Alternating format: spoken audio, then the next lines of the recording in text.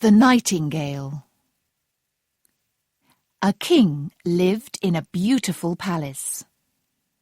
The palace had a very big garden with a lot of lovely flowers. People walked through the garden and looked at the flowers. Then they walked through a beautiful wood to the sea. A nightingale lived in a tree in the wood. It sang beautifully. Every night an old man came through the wood to the sea. He wanted to catch fish. He stood and listened to the little bird. "Oh, that's a pretty song," he thought, and he cried.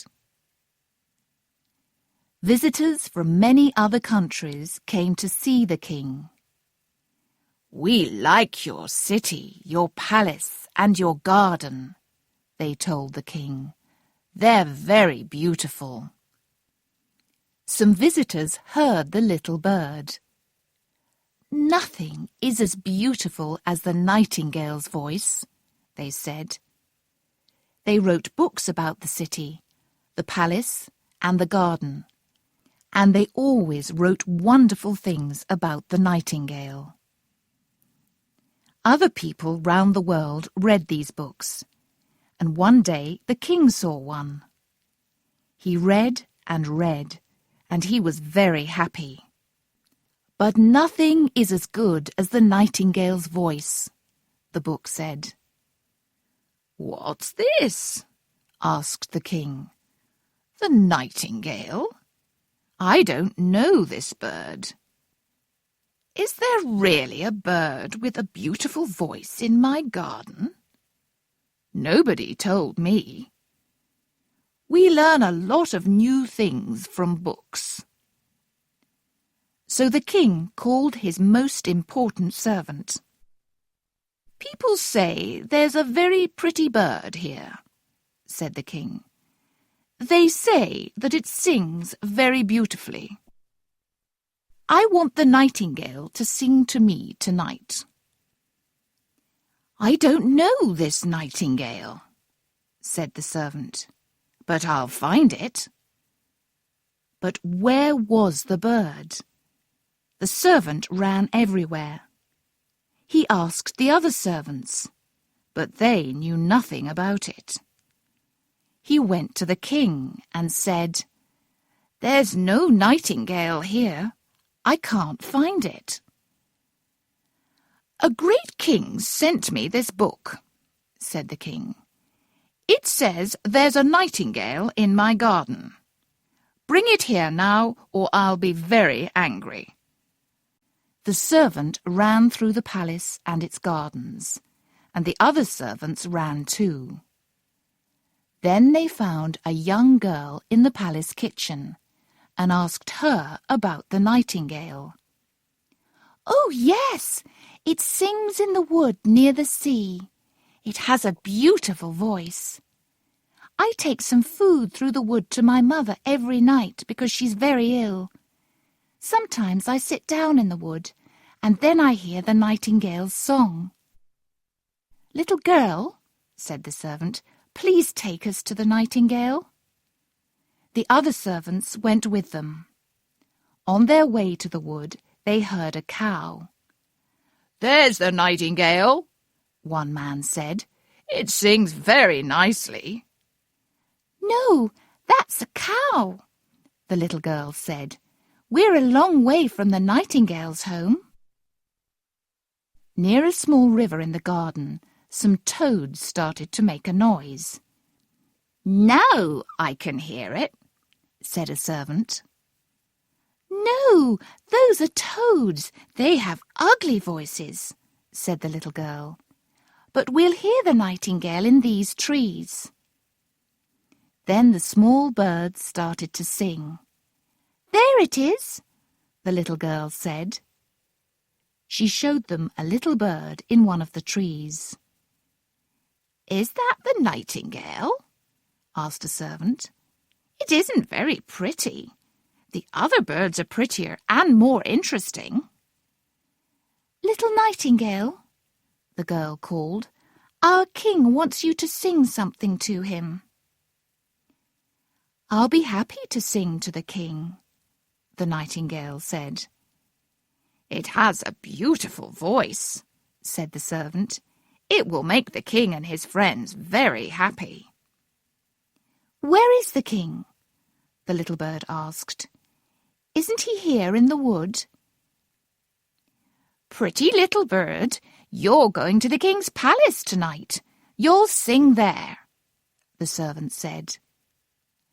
"I live happily in the green trees. Can I sing inside a palace? I don't know," said the nightingale. "But the king wants me to sing to him, so I'll try."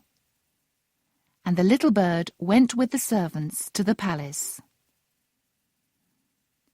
The king sat in a great room in his palace, and the nightingale sat on a table. The king's servants and his friends were in the room. They all looked at the nightingale. The little bird started to sing. It sang beautifully. The king started to cry, and so everybody cried with him. "Your songs make me happy," the king said. "I'll give you some pretty shoes." "Thank you," the nightingale said, "but I don't want anything. You cry when you hear my songs, and that makes me happy." Then it sang again. "Please stay in my palace," said the king. "You can go out into the wood every morning and afternoon, and again every night." He gave the nightingale servants. They went everywhere with the little bird. One day, somebody brought a box to the king. It was another nightingale, but it was wood. "What's this?" the king asked. "It can't eat or drink. It can't walk or run. But can it sing?" He looked at his servants. "Let's hear it." Somebody turned the key. The nightingale could only sing one song, but it sang this song many times. Then the king said, "I want to hear my nightingale sing. Where is it?" "It flew out of the open window to its home in the wood," a servant said. "It flew away? Why?" the king asked. "That old nightingale isn't as good as this new bird," the king's friend said. "This nightingale will sing all day." The people in the city came and listened to the new bird. Its song made them very happy.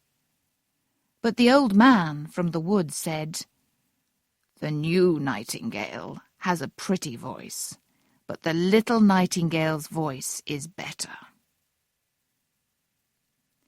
The servants put the new nightingale on a table near the king's bed. People wrote long books about the new nightingale. Not many people could read these long books, but they liked them because the king did. The new nightingale sang for a year. The king, his friends, and the people in the city knew its song. It always sang the same song in the same way. So now people could sing with the nightingale. The little boys in the street sang the nightingale's song. The king sang its song too. "You sing beautifully," the servants told him. But one night there was a noise inside the nightingale. Bang! Now the bird could not sing. The king jumped quickly out of bed and called for help. "Why can't the nightingale sing?" he asked. "Look inside it." A man opened the nightingale and looked inside it. Then he turned the key, and it sang again. But he said, "This bird can't sing every day now.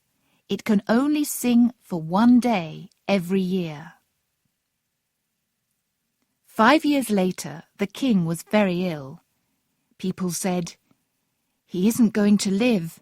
There will be a new king." The king looked cold and white in his beautiful bed.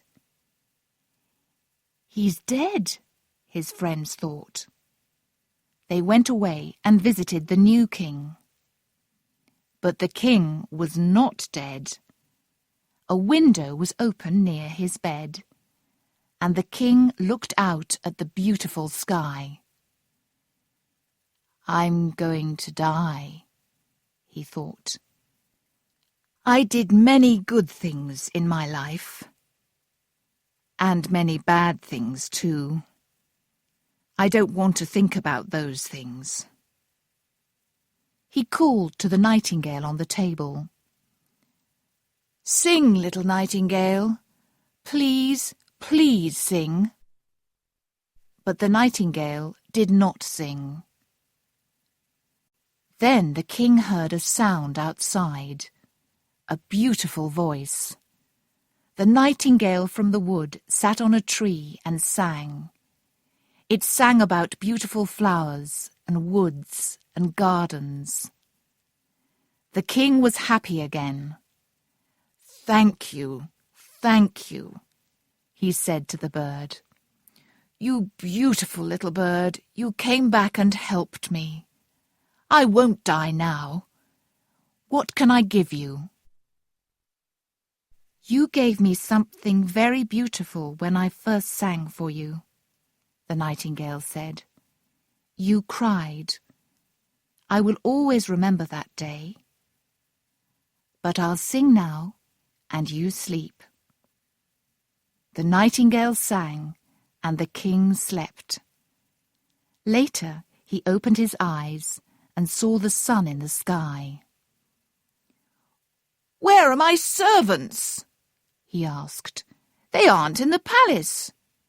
Do they think I'm dead? Are they with the new king?" The little nightingale sat next to him and sang. "Please stay with me," the king said. "I'll throw the other bird away." "Don't throw the other bird away," said the nightingale. "It wanted to make you happy, but it couldn't sing every day. I can't stay inside your palace because my home is in the woods. But I'll come here sometimes. I'll sit in this tree near your window and I'll sing for you." Then the nightingale flew away. The servants came into the room and looked at the dead king. But he was not dead. The king sat up. "Good morning," he said.